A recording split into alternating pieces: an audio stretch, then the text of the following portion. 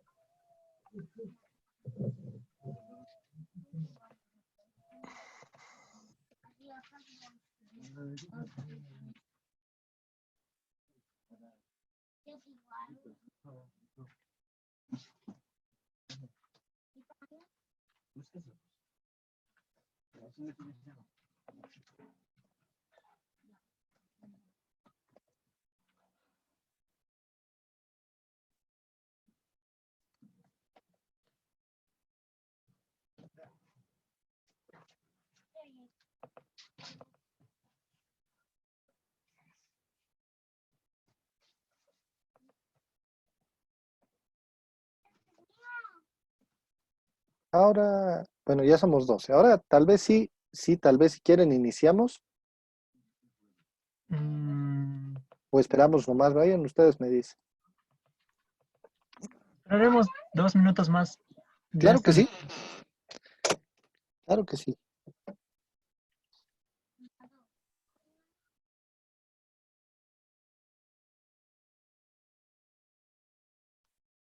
Mientras tanto, ingeniero, ¿podría consultarle acerca de las dos tesis que mencionó acerca del manejo de hospitales? ¿Sobre qué trataban, perdón? El manejo de hospitales. Ah, ya. Una es de Gloria, no me acuerdo cuál es su apellido, pero era tutoriada del ingeniero Centeno que hablaba acerca de seguridad industrial en la parte hospitalaria. La segunda es, no, la segunda la estamos todavía desarrollando con la Stephanie de esa, que está trabajando la aplicación de la NTS 009 a la parte hospitalaria. No, pero que dentro de eso, o sea, ya vas tocando temas de gestión y administración. Ah, ya. Muchas gracias por la información. Es que también estaba interesado en hacer un proyecto relacionado a hospitales. Por No, eso. pues está bárbaro. No, sí, más bien hay que meterle mucho a eso, Richard, porque la verdad que en la parte hospitalaria hay un montón de cosas que hacer. Desde la parte logística, la gestión de insumos, es dramático ver muchas veces cómo la caja hace solicitudes de tal gran cantidad de medicamentos y muchas veces esos medicamentos son desechados. Tú te preguntas, oye, pero ya, o sea, ¿qué estamos haciendo con tantas cosas? Haremos una proyección logística realmente de cuánto vamos a necesitar de cada insumo para qué pacientes, en función al tipo de patología que vaya a tener. Y no, o sea, no te explicas. Es un sistema de salud muy burocrático, muy pesado y necesita mucho de ingenieros industriales con conocimientos de logística. Es cierto. ¿Qué tal si empezamos la reunión ya nomás y tal vez podríamos hablar después de lo que es la exposición sobre este tema? Pero claro que sí, Richard. Con gusto. Empezaremos entonces. Continuando en lo que íbamos, aquí hablamos de una triada de la muerte. Esto es una generalidad para el tema de manejo de soporte vital básico igual, manejo de primeros auxilios. En realidad todos deberíamos saber esto. ¿Qué es lo que ocurre? ¿No? Dentro de una enfermedad y en sus estadios más avanzados, ha de generarse procesos de acidosis metabólica, ¿no? Ojo aquí, pero ¿ocurre lo mismo en un accidente? Sí. Si dejas a la persona avanzarse en su estado de afectación, o sea, en el daño que tiene y no se la trata, va a generar acidosis. ¿Qué es la acidosis? Producción de ácido láctico, primero, en gran cantidad, y procesos de autoconsumo de la célula, o sea, la célula va a comerse a sí misma, va a empezar a generar, va a empezar a destruirse, ¿no? La acidosis, a su vez, va a llevar a la persona a procesos necrótidos, o sea, va a empezar a generar necrosis en partes del cuerpo, o sea, necrosis tisular en un tejido. Y al existir una necesidad por contar con mayor cantidad de energía en el cuerpo, es que vamos a entrar a un proceso de respiración tipo Klaus Maul, si no me equivoco, si no es la Cheney Stokes. Esos son tipos de respiración donde la respiración es agitada. O sea, prácticamente estás empezando a hiperventilarte, ¿no? Entonces, empieza a generar una respiración mucho más agitada, más cansada. Y obviamente esto, a su vez, va a empezar a producir ciertos procesos de hipotermia, ¿no? ¿Por qué? Porque al no existir energía ya en el cuerpo suficiente para que se esté produciendo por la glucólisis, va a empezar a bajar la temperatura poco a poco, si el cuerpo ya no va a empezar a generar tanta temperatura. Eso va a hacer que los vasos sanguíneos se vayan contrayendo, porque a la baja temperatura los vasos sanguíneos se contraen, no se dilatan, y a la contracción de vasos sanguíneos, la sangre empieza a fluir más lentamente. El flujo de sangre enlentecido hace que se vayan trancando poco a poco la sangre, o sea, vaya reduciéndose el caudal y con eso se generan coágulos. Los coágulos no permiten que la sangre entre a las células y por lo tanto genera acidosis. Y la acidosis, otra vez la hipotermia, y esto se le llama el ciclo vicioso para llegar a la tríada de la muerte, ¿no? O sea, que va avanzando paulatinamente. Eso ya he explicado desde una perspectiva bien médica, digamos, es lo que nos va a llevar a morir. O sea, simplemente es muerte celular, reducción de la temperatura, coagulopatía, acidosis de nuevo y así indefinidamente. Entonces, ¿cómo nos enfrentamos a una situación así de dramática, no? Valoración. O sea, en una situación de emergencia como la que ahora estamos viviendo, lo primero es identificar inicialmente dónde estoy parado. O sea, estoy en mi casa, estoy en una fábrica, estoy en una planta, ¿qué voy a hacer? Identifico inicialmente y valoro, ¿no? Antes de que ocurra un incidente más grave, o sea, como puede empezar a ocurrir muchos casos en mi planta y demás, yo debo identificar y valorar dónde me encuentro. Mi fábrica se encuentra en la zona norte, digamos, de la ciudad de La Paz. Listo. Señores alcaldía municipal, ¿cuántos casos tenemos en la zona norte de personas enfermas? Tantos. ¿De dónde vienen mis trabajadores? De este lugar. Listo. Primera necesidad. Necesitamos un bus para traer a todos mis trabajadores. Necesito un bus. Listo. Entonces, ¿qué voy a hacer? Contrato un bus para que chun, los recoja y los traiga. Pero y ahí estamos hablando de un protocolo de manejo de esta crisis, ¿no? Entonces, yo identifico y ahí, por ejemplo, una necesidad, la necesidad de transporte y traer a mis trabajadores. Luego, siguiente necesidad, hacer una desinfección. Entonces vamos a armar nuestra cámara de desinfección.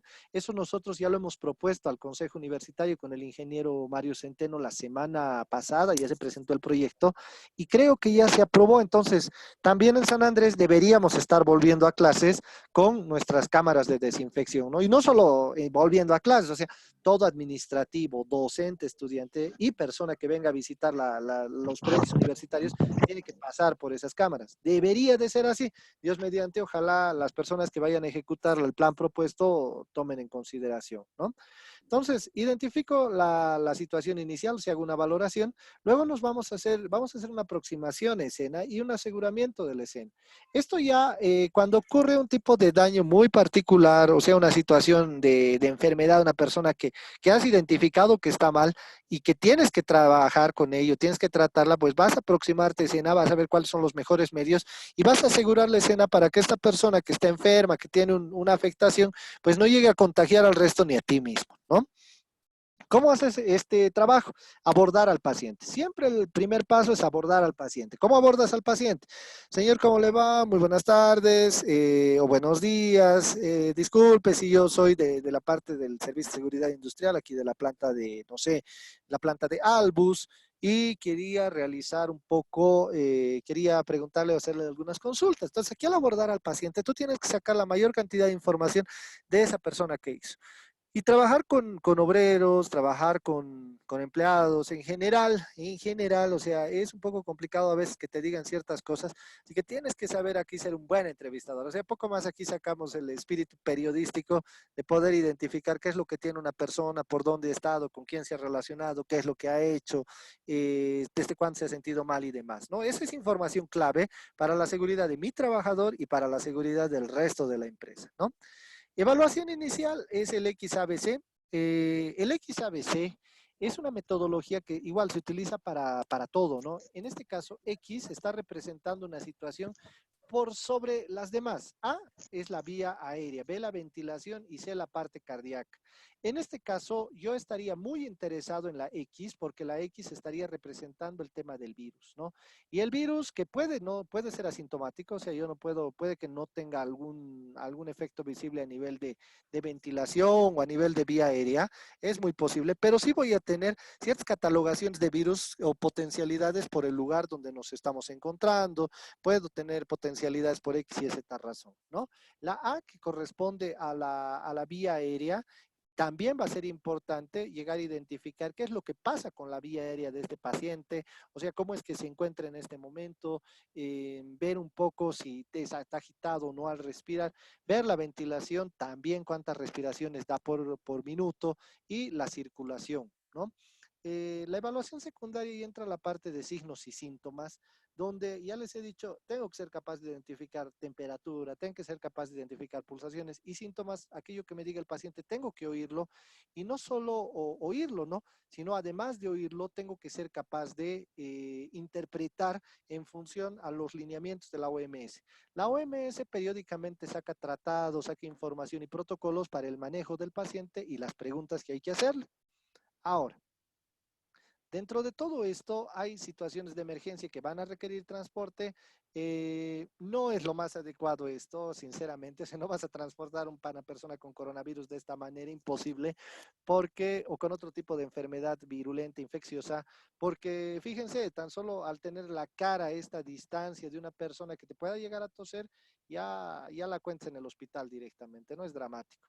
Los procesos de reevaluación no son opcionales en el caso de las situaciones de emergencia, menos con coronavirus. Tenemos que evaluar continuamente si encuentras una persona que está enferma con coronavirus y tú tienes los mecanismos adecuados de bioseguridad, que son los mamelucos, las máscaras respiratorias, los guantes de nitrilo, botas o botines y demás, debes contar con procesos de reevaluación continua de la parte respiratoria. Eso es innegable. Situación de emergencia, ¿qué debo hacer? Identificación inicial, ¿qué hago? Un triage. Mucho de aquí en más, créanme que se va a empezar a hablar del triaje. O sea, eso no va a quedar ahí olvidado. El triaje va a ser pan nuestro de cada día de aquí a un tiempo y es lo que hacen en Ecuador, donde defines quién vive y quién muere, ¿no? Por lo menos, si no hacemos procesos adecuados de contención aquí en Bolivia y vamos a seguir dejando un poco de lado este proceso de cuarentena, desgraciadamente, el triaje va a tener que ser pan nuestro de cada día. O sea, voy a ver, esta persona tiene mayor probabilidad de sobrevivir, tarjeta verde. Esta persona tiene menor probabilidad de sobrevivir, tarjeta negra. Generalmente así te lo van colocando, ya sea en tu puerta o en algún lugar visible donde se pueda ver. Y son con colores. ¿Con qué fin? Con el fin de que la gente no se espante y diga, pucha, me están dejando de lado, ¿no? Cinemática del trauma, para nuestro caso, sí es importante ver en situaciones de emergencia, pero no es tan importante aquí como hacer una señal de rastreo y seguimiento, que es lo más importante, y al requerimiento de equipos e instrumentos, esto es vital, particularmente el equipo de protección personal.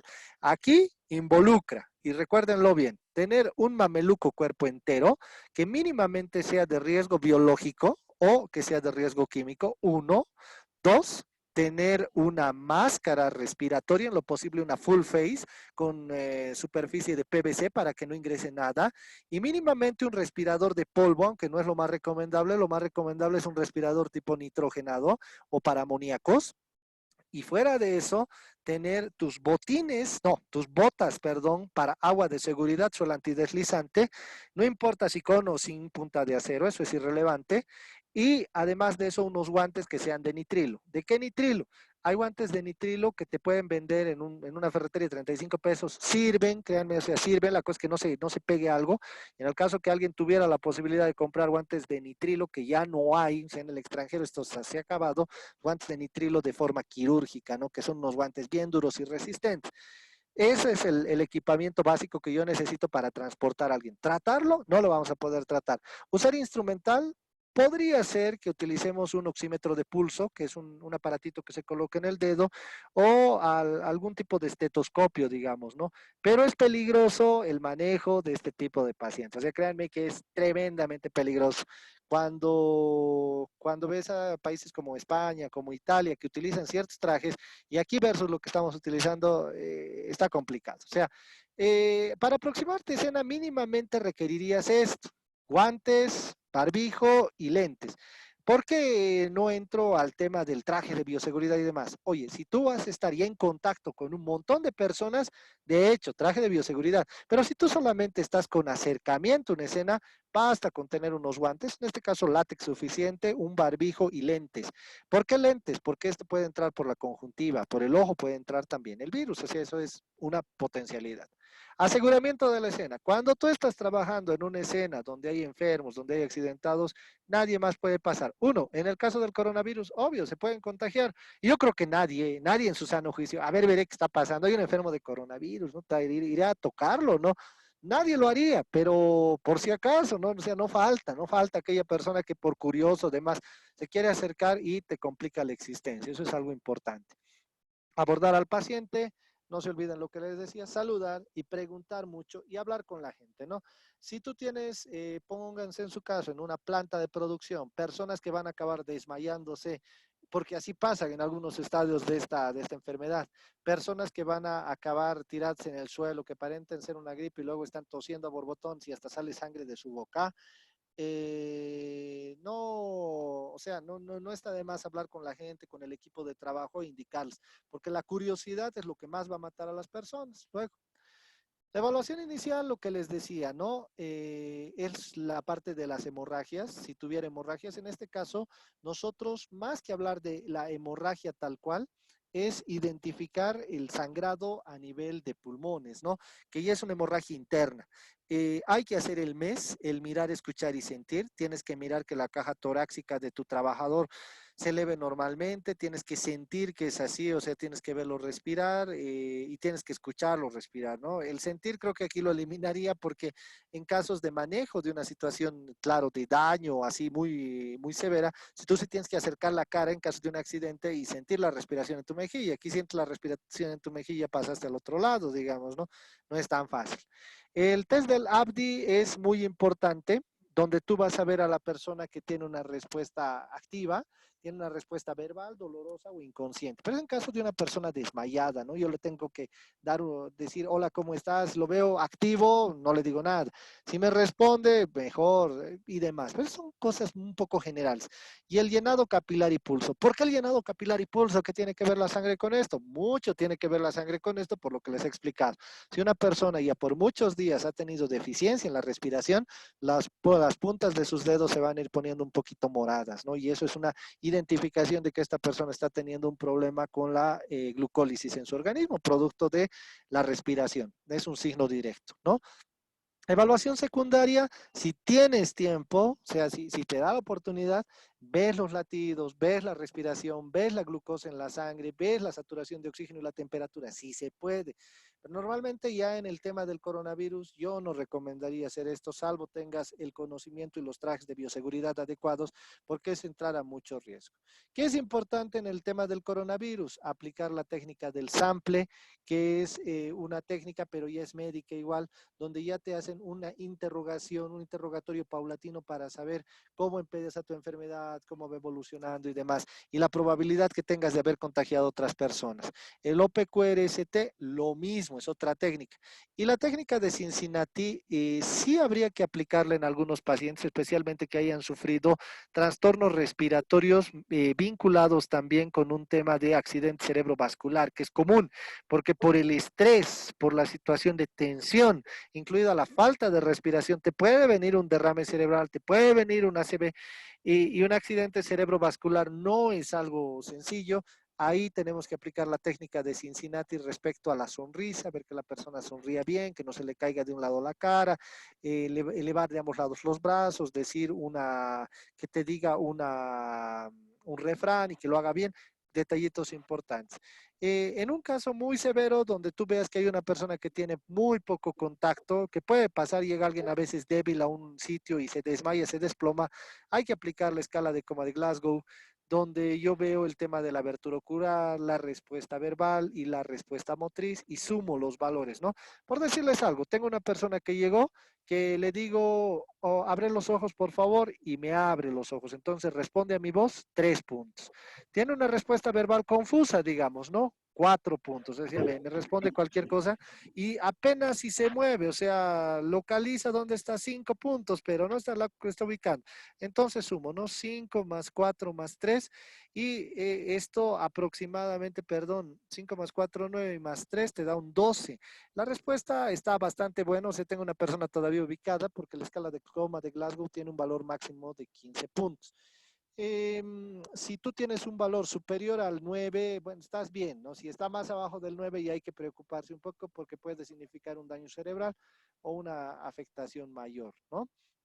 Transporte y posicionamiento, sugerencia siempre en el tema de transporte de personas con coronavirus, utilizar una tabla espinal o algún otro tipo de elemento que puede ser una colcha, una lona, algo así, porque llevarlo en brazos no se recomienda, eso es más peligroso para ti y obviamente para el paciente, ¿no? Reevaluación, ¿cada cuánto reevalúas un paciente con coronavirus en estado severo de respiración? Estos son tiempos, ¿no? Este es para un tiempo muy crítico, para un tiempo crítico y nada crítico. Yo diría que un paciente con coronavirus que ya tiene un problema respiratorio severo, lo coloques primero en una silla para que pueda estar sentado, porque la respiración se hace más sencilla mientras está sentado que cuando estás echado.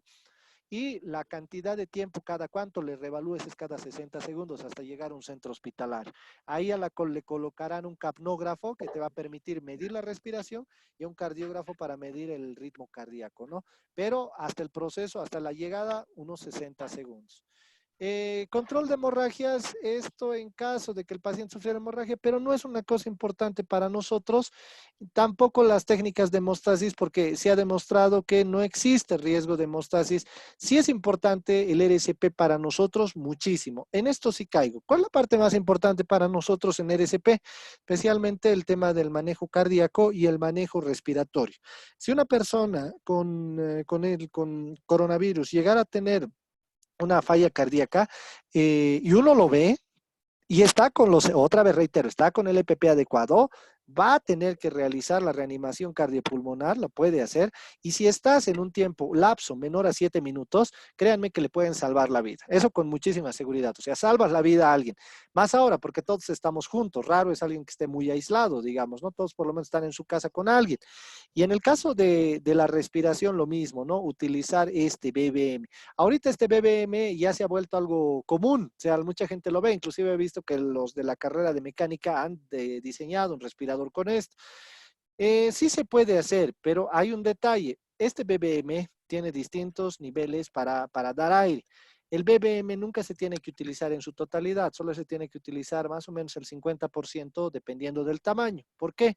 Porque los pulmones tienen capacidad para resistir unos 500 ml de aire, no más. Luego de eso, el aire restante se va a ir al estómago, va a relajar al estómago y va a provocar un vómito, lo cual al final puede producir una broncoaspiración, ¿no? Entonces es riesgoso si no se lo maneja bien. Entonces el BBM normalmente sí es más para mano y no es como un equipo de respiración. Claro, es una muy buena iniciativa, pero hay que tomar eso muy en cuenta al momento de ponérselo a alguien, ¿no? Este equipo de respiración es bien particular. Pacientes con coronavirus muchas veces llegan a tener atragantamientos porque el coronavirus inicialmente tiene afectaciones a nivel de garganta, entonces no está de más conocer la técnica del OVASE a partir de la maniobra de Hemrich. OVASE es objeto extraño en vía aérea, ¿no? Y es justamente este trabajo de OVASE el que nosotros debemos realizar para hacer la expulsión de algún objeto si es que lo tuviera el paciente o la persona en garganta, que es normal que encuentre estos casos cuando una persona tenga inflamación de garganta y esté comiendo, ¿no? O inclusive por el mismo tema respiratorio, puede pasar. ¿Cuáles son estos protocolos de bioseguridad al final? Bueno, la bioseguridad puede aplicarse a todo lugar. Y aquí un ejemplo clásico, puedo aplicar la bioseguridad a un salón de belleza, puedo aplicar la bioseguridad a mi salón de clase, puedo aplicar la bioseguridad a mi casa, puedo aplicar la bioseguridad a mi universidad, puedo aplicarla a mi centro de trabajo, a todo lugar. Pero ¿cuál es el gran detalle acá? No hay un modelo para hacer un protocolo, porque ¿de qué depende el protocolo? De la realidad en la cual tú estés viviendo. Entonces, el protocolo de salud que te da la OMS es un lineamiento general, no es un protocolo tal cual, el protocolo es más detallado, es un lineamiento y ese lineamiento nosotros nos tenemos que ir adaptando, ¿no? Y ver qué hacemos. Dentro de la bioseguridad, aquí les presento algunos detalles importantes, mandiles, lentes y demás. ¿Cuál es la recomendación de bioseguridad que yo doy? Fuera de lo que aquí se muestra en forma amplia, ¿no? Yo recomiendo en bioseguridad tener por si acaso un traje de bioseguridad, pero traje de bioseguridad que te sirva para riesgo biológico para arriba, o sea, riesgo químico te resirve porque además es impermeable, que es un mameluco en realidad que te cubre hasta el cabello. Tener adicionalmente guantes de nitrilo o látex y además de eso algún cobertor facial. Una máscara full face sería ideal que todos podamos tenerla. El problema es que la máscara full face más barata que existe cuesta 500 bolivianos. La más cara está rondando los 1000 bolivianos. Entonces, ya son precios nada módicos para el común de la gente, digamos, ¿no? Todos los seres humanos no vamos a poder tener una máscara full face, pero por lo menos una máscara protectora sería ideal. Una máscara protectora pequeñita te está costando aproximadamente unos 150 bolivianos, que ya te cubre la nariz, la boca, todo, y solo le cambias el filtro cada cierto tiempo. Yo, pensando eso en la perspectiva de que esta dichosa enfermedad no se vaya por un buen tiempo, les diría a los inspectores de seguridad, especialmente de seguridad de las áreas industriales, que lo piensen bien por ahí, ver el tema de máscaras respiratorias con filtros adecuados para este tipo de microorganismo o si no, unos N95, ¿no? Pero los N95, el detalle está en que son desechables, así que 54 bolivianos que te cuesta un N95 a tener tu máscara por siempre, que solo cambiarle filtro, tal vez la máscara sea más conveniente, ¿no? Y eso prácticamente, chicas y chicos, espero les haya gustado un poco la exposición. Fue un poco breve, pero la idea es que sea así de dinámica, ¿no? No sé si tienen alguna pregunta o consulta, por favor.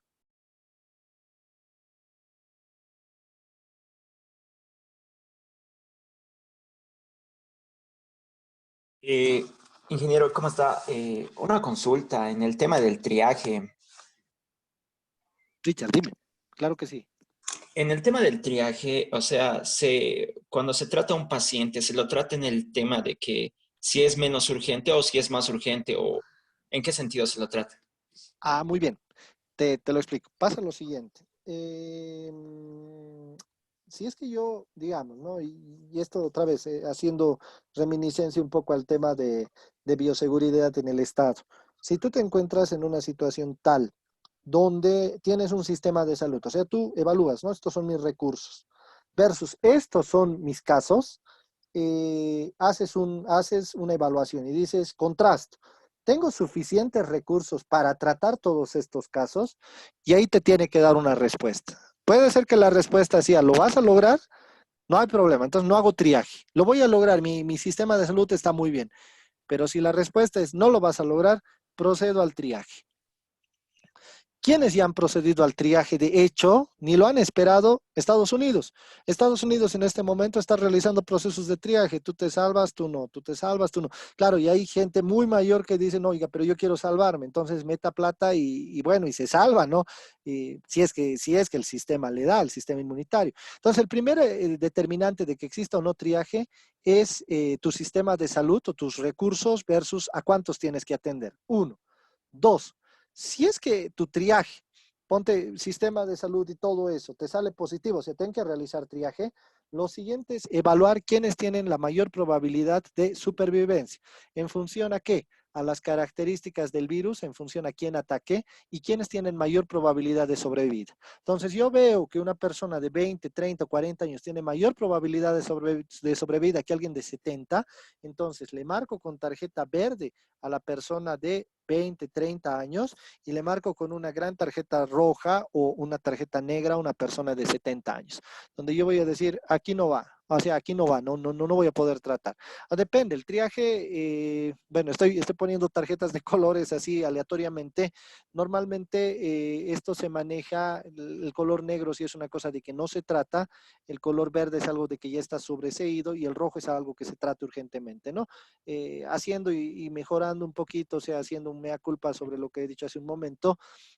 Una tarjeta roja, por ejemplo, de tratamiento urgente sería para alguien que esté iniciando el proceso de la enfermedad enfermedad, pero además que sea joven y digamos que tenga familia. Entonces eso le da más puntos, digamos, versus otra persona que ya tiene 70 años, que no tiene familia y que muy probablemente tiene una enfermedad base que sea diabético. Entonces le voy a poner una tarjeta negra y digo, señor, lo voy a tratar luego, ¿no? Pero el luego es cuando acabe de curar al resto y eso probablemente no resista a su cuerpo, ¿no? Entonces ese es el procedimiento de triaje, Richard. Listo, muchas gracias por la aclaración.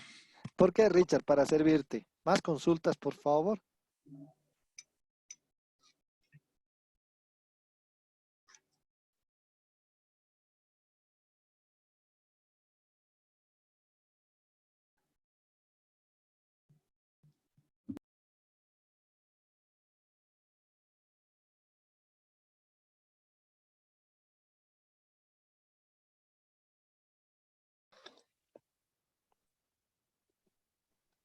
¿Algún detalle más, chicas y chicos?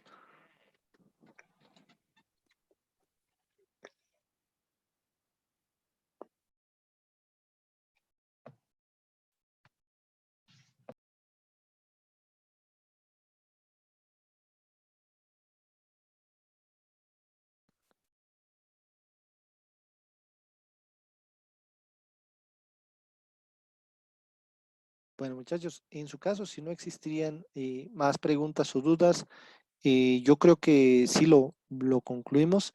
Y no, pues más bien, muchísimas gracias por escuchar y todo. Y bueno, no, les agradezco también por el interés que tienen nuevamente.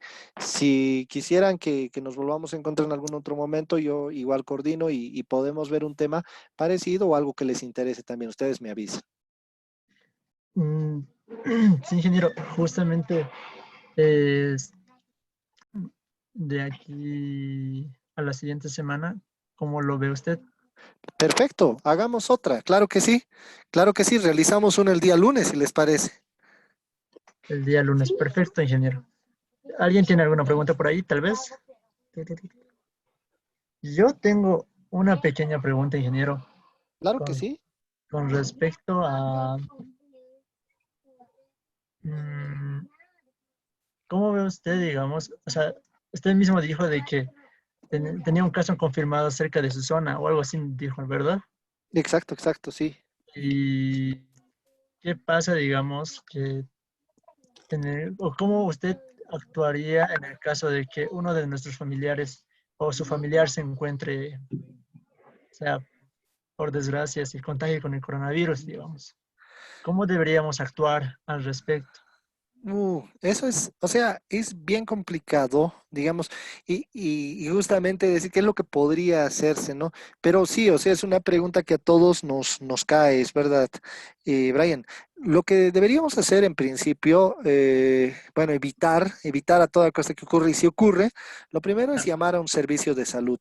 El problema está que en nuestro país, en estas situaciones de emergencia, y lo remarco, ¿no? Situación de emergencia ningún CEDES debería actuar de manera independiente, o sea, poco más que, bueno, yo me gestiono yo solo y veo qué pasa. Se ha demostrado que el CEDES de La Paz, que está a cargo de la gobernación, está actuando de una manera tan displicente con muchos casos que a veces te van a ver luego de 5 días, ¿no?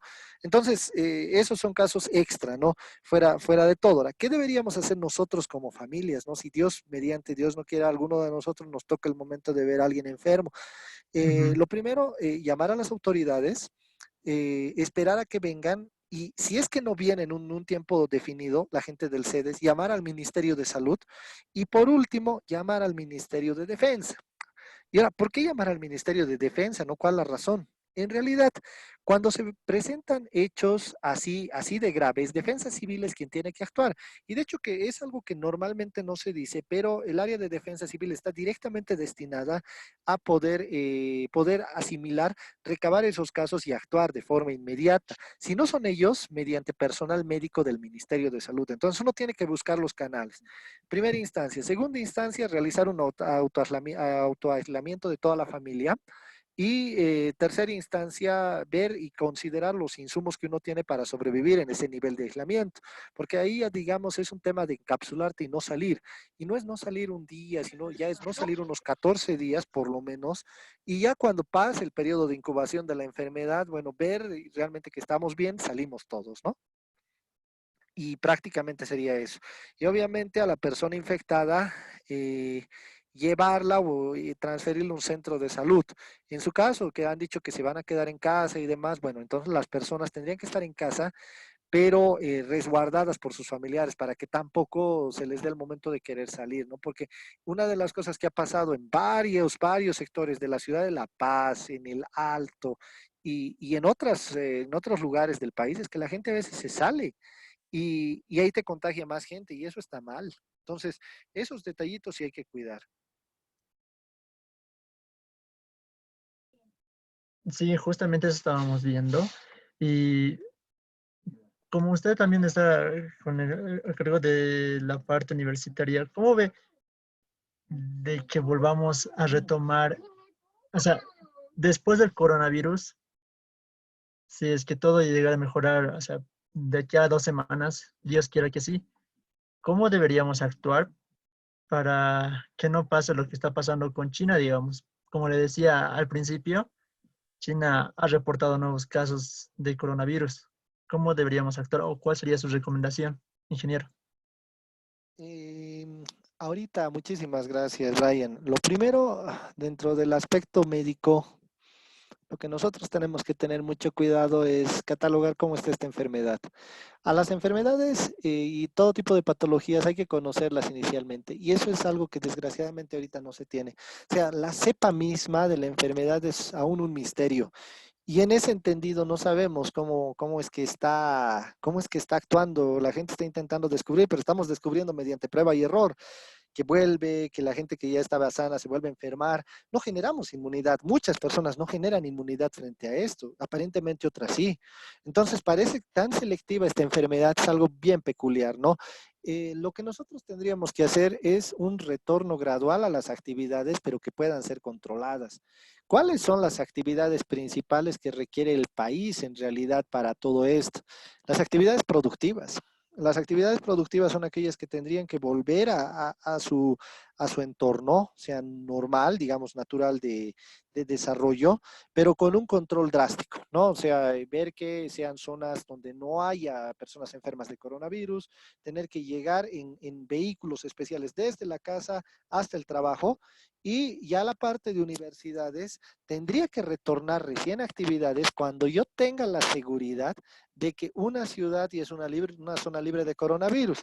Y es que, ¿cuál es el problema? En el caso de San Andrés, por ejemplo, hablamos de una matrícula superior a los 70,000, a las 70,000 personas y sumando ahí docentes, o sea, tenemos una gran cantidad de personas. Es muy difícil llegar a controlar eso. No es como una planta. En la planta de producción yo puedo tener una planta intermedia, digamos, aquí en La Paz, puedo tener unas 100 personas, 200, pues lo controlamos.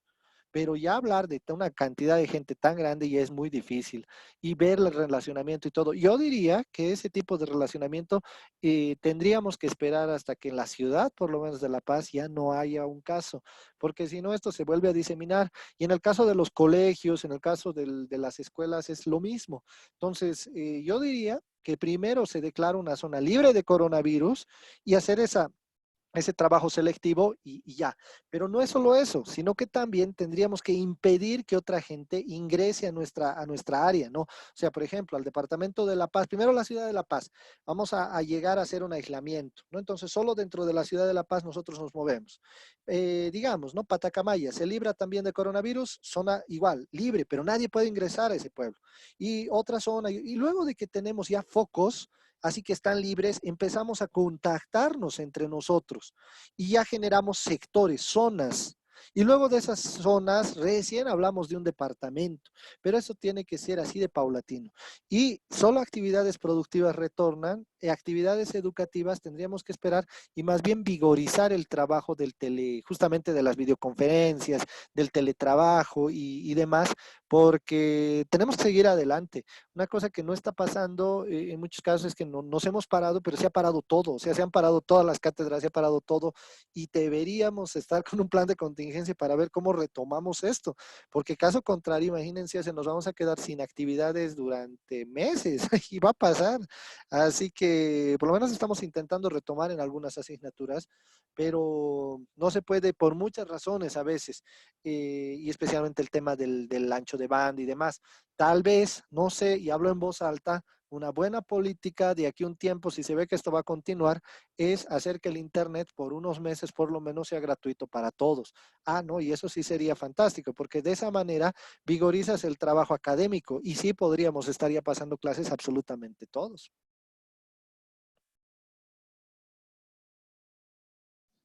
Sí, así es. Muchísimas gracias, en serio, ingeniero. Ok, Eh, Brian.